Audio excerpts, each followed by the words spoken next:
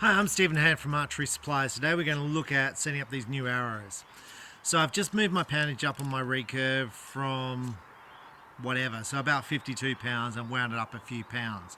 Now when I tuned my arrows, so I'm shooting the Pandarus CA320s, the bare shaft shot about that far at 18 meters, so my shoulder width apart from my vanes. Now I tried to tune it, I tried moving my plunger left and right, tried playing with the tension, couldn't get it any better. Well, I got a little bit better, but it's still pretty substantial.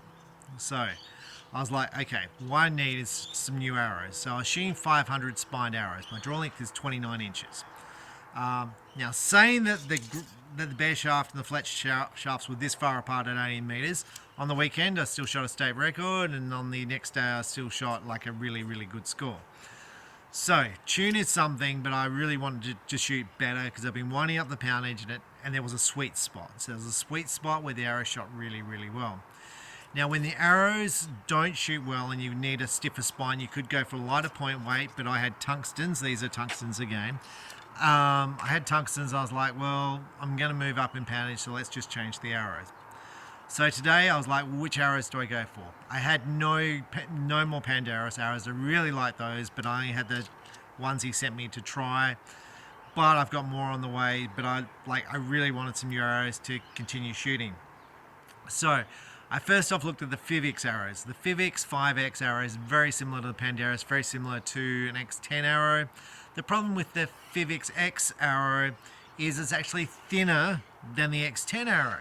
So I actually didn't have the pin nocks to suit them. I thought they were an X10 points and X10 pins.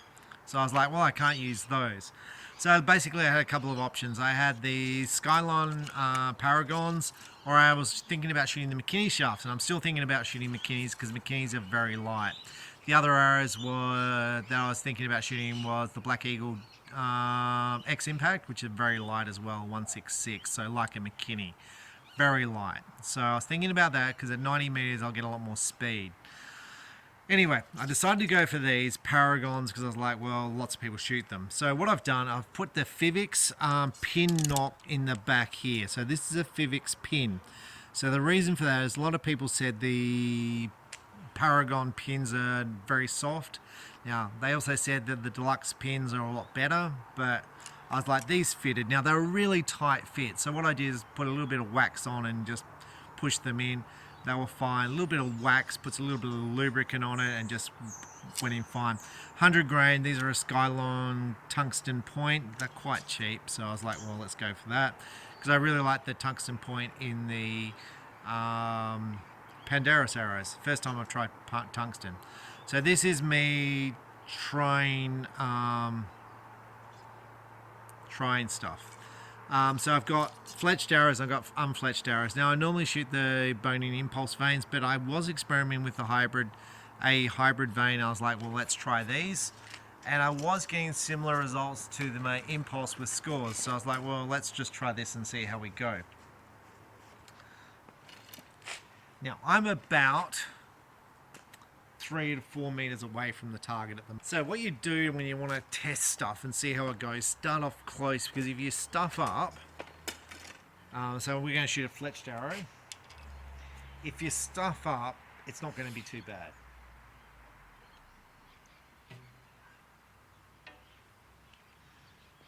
So the nocks I'm shooting, these are a Fivix nock. They're a large groove. I like the Fivix nock. The other nocks, Eastern make nocks, Avalon make nocks. The biter nock, I wanted symmetric nocks, and the biter pin nocks a little bit wider. I wanted thinner because these are, the gap there is pretty thin in the fair weather tab. So that's my reasoning for this.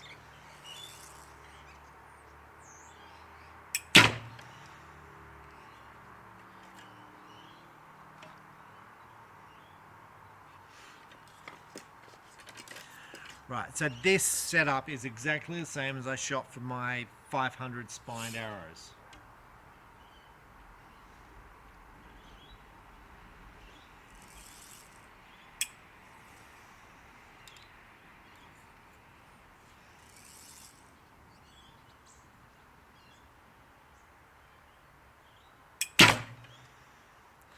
Now, That's nice. It's a tight group there. Now, would I normally just shoot a fletched and an unfletched arrow? Look, I normally shoot a group of arrows. So I'd normally shoot a group of fletched arrows so I can see how it groups, and then I'd shoot an unfletched to see how it shoots in the group. Then I'd probably shoot another unfletched arrow and see how that groups to see if it was just a flyer, but pretty happy with that.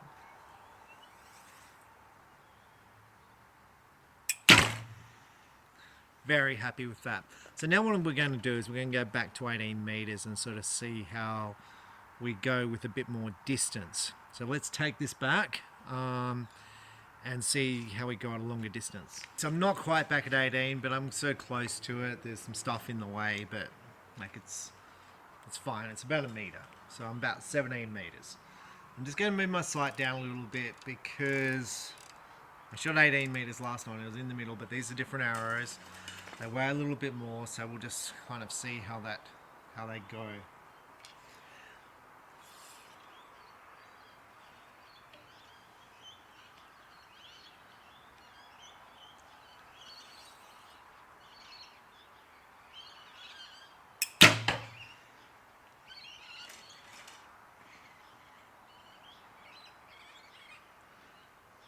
Now that arrow looks to me to be way out to the left, which is interesting. I'm going to shoot fletched arrows first.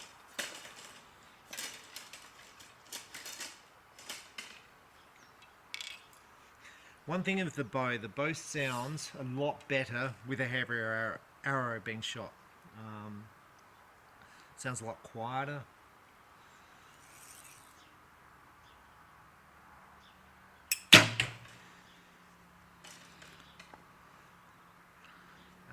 This is looking bad to start with, so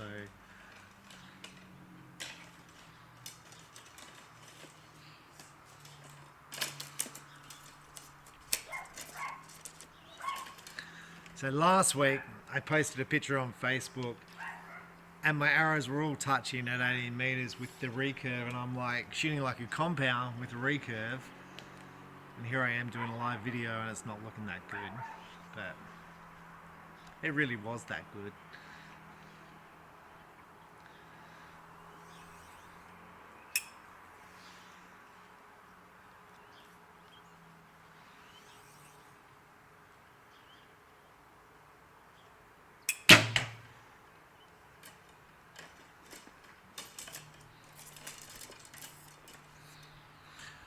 So when you change arrows and vanes and stuff, there's always a risk that it's not going to be perfect, or I mean, ideally I would have fletched these arrows with the impulse vane, so I'm like, well, I know the difference. And ideally I would have shot the same arrows, like I would have shot 400 of the same arrows, because I know I was shooting extremely well with those arrows and I just wanted to go to a stiffer spine and see if I could shoot tighter groups. And what I found is with the poundage going up, the group started opening up at 18 meters. So you could say, well, why don't you just shoot the poundage where they were grouping nicely? Well, I'm trying to actually build up my poundage, because I shot a men's feeder or a ladies feeder, 144 arrows, and my muscles were still okay afterwards. So I was trying to fatigue them a little bit. So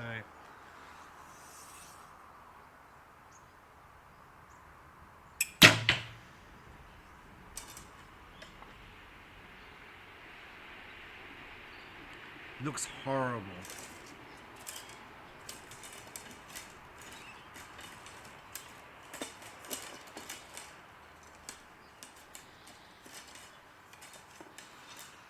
In fact, it looks so bad, I feel like that one went really down low. Oh. Now, I was shooting on the weekend. I came up to my last end.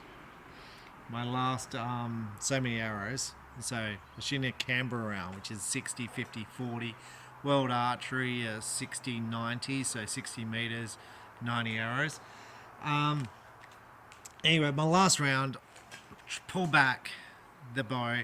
The sun was blinding me, so I let it down. pulled it back. I couldn't get it through the clicker. I'm like, what's going on? And I'm like, I'm starting to panic at this stage. So I'm like, I'm going to run out of time to shoot my 6 arrows. So I'm panicking, right? So anyway, I ripped through the arrows, and the arrows are not good. So the end before, this is my last end, and the end before that I shot 57, 57, 55, 55 at 40 meters. So my last end was, I think, a 51. Anyway, I come home, and it's dark, and I come out inside and shoot, because I was like, well, let's sort this out. Let's see how I'm going with the bow poundage. Now, what happened is this rest literally fell off, like it was pushing down. So that's what happened then. The arrow rest basically fell off. So that's the video. Because I've got to fix this rest. Anyway, I'll see if I can fix this rest, and let's see if we can finish this video off. Okay. So when it comes to my videos, things fall apart, but I keep it in there because it tells you what to do, and it's like, this stuff's normal. So now the rest came off. Now there could be a couple of reasons why the rest came off. It could be the arrows are striking it on the way through. So it could be catching it, causing it to rip off.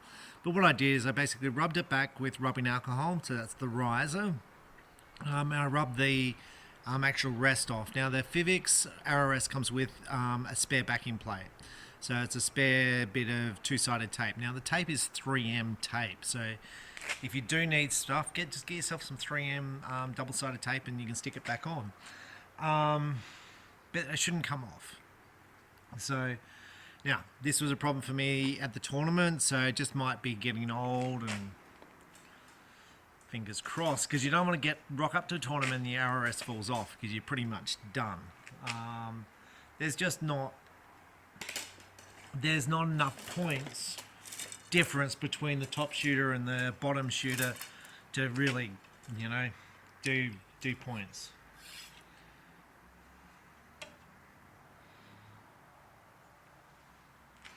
Now, the problem with sticking the rest back on, you might not get in exactly the same spot. So we're shooting another arrow to sort of see how it fits. And also, I think I've put the rest up slightly higher this time, so the arrow is more in the middle of the plunger. Now that's going to affect my nocking point, so I'm going to guess my nocking point needs to move up. So it is what it is. And the little nocking points I have, these are tied ones, and they're not easy to move. I have to cut them off, and my string's getting kind of old now, so let's shoot this arrow and see where it goes.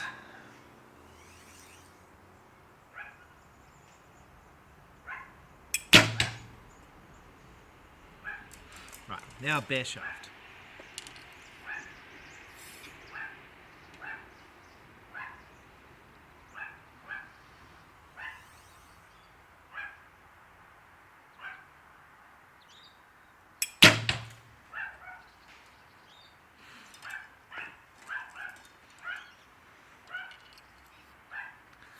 Now the theory with bare shaft versus fletch tuning, the bare shaft will go in the direction where the arrow wants to go. So if the arrow is slightly weak or weaker spine, it will go right, because it's bending around the riser and it's heading off in the right direction.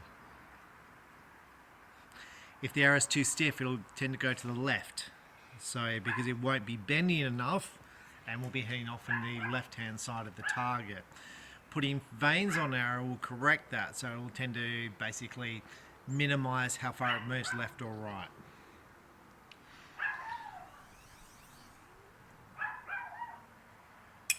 Whoa, that's a terrible release.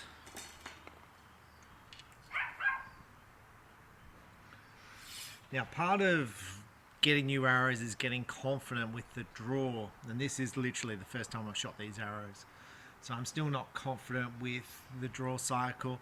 They should be exactly the same as my last arrows, but it's just building that confidence.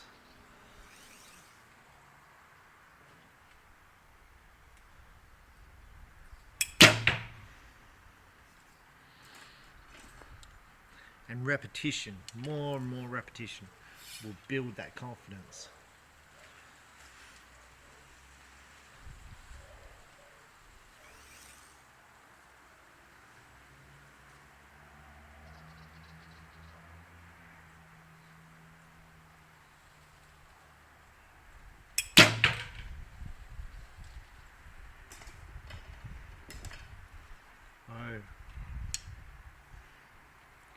feel like I've got spider webs on them.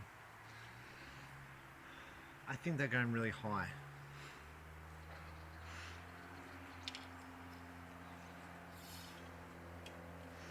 We'll shoot one more.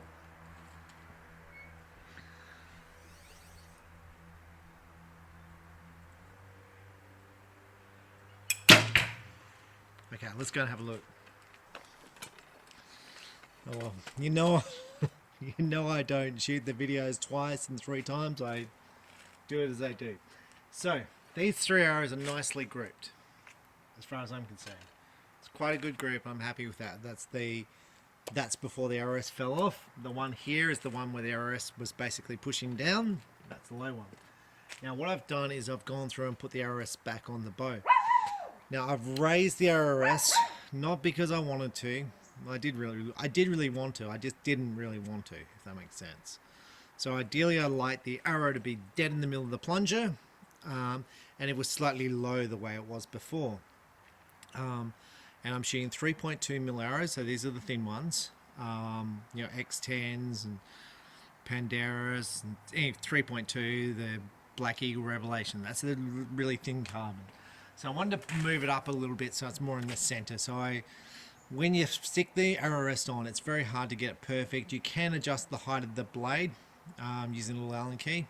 I didn't do that. I was just put it on, stuck it on, made sure the blade wasn't hitting the plunger, and that was it.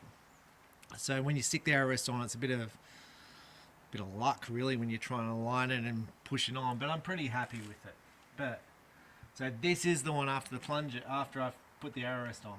So you can see when I put the arrow rest on, the actual arrow rest is higher on the higher than where it was before, because the actual grip's higher. It's interesting because the arrow is more out to the left as well. I don't know what that means. Now these arrows are almost in line. You can see they're like kind of grouping left and right, but they're in the kind of thing, in the same kind of direction as the other one. Now the thing which is interesting is they are kicking out a little bit, so we'll do more tuning with this bow yet. You'll see the unfletched arrows are high. What that means is my nocking point is low and I need to raise my nocking point, which is a pain for me because I don't know if I've got string at home or string at the shop. It's been a bit of a pain. But anyway, it would indicate to me, so these are the Paragon arrows, 400 spine, 120 grain point. It would suggest to me I'm in a good ballpark because these, like before, these were way out here. So they're pretty good now. So now what I've got to do is I've got to move that nocking point up, which is a pain. And then I'm going to experiment with plunger, tension, moving it left and right to see if I can get the grips nice and tight. So see if I can get the arrows grouping on the money. Now if you're just starting off, I have people just start off and they get very worried about the gear they're shooting and all that. I've been doing recurve archery forever, and doing it pretty seriously for let's say 5 years, and I'm getting better in 5 years, right? I'm getting better, but you know, I kind of started off and I'm like, well, we're happy to hit the target. That's me, but then also I'm like, I'm letting what arrows to shoot, what spine to shoot, what point weight. I started off, I brought 3 dozen arrows of all different spines to see which one shot the best. And I would have done this on videos, and you know, I basically get through to this point, and like today I wind up the poundage of my bow, so now I'm like, well, I need some more arrows.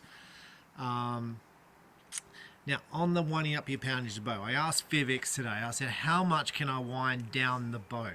So how much can I wind it down?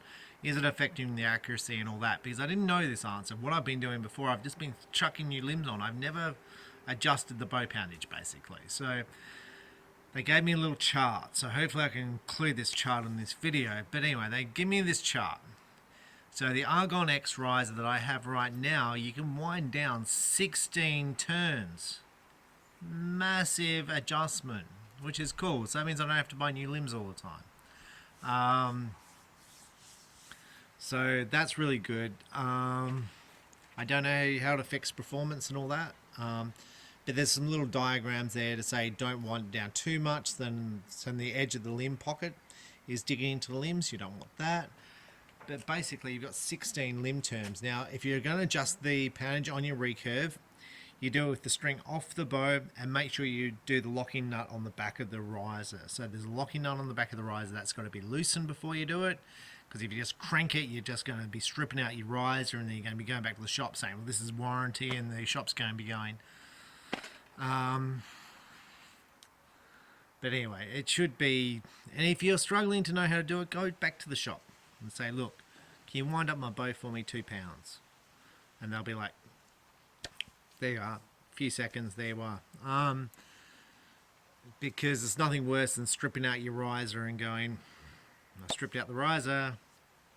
Anyway, so that's where I'm up to now. So my next steps, to raise the nocking point, get these in line, and then we're going to adjust the RRS left and right to get the grouping nice. So that's where I'm working at now. Then when I've got grouping nice, then I'll shoot scores and see how I shoot with these Paragons versus the Pandarus versus the VAPs. So that will kind of see how I go. I'll do more videos on that as we go, but that's where we're at right now. Anyway, I'm Stephen Ham from Archery Supplies. Thanks for watching. Bye.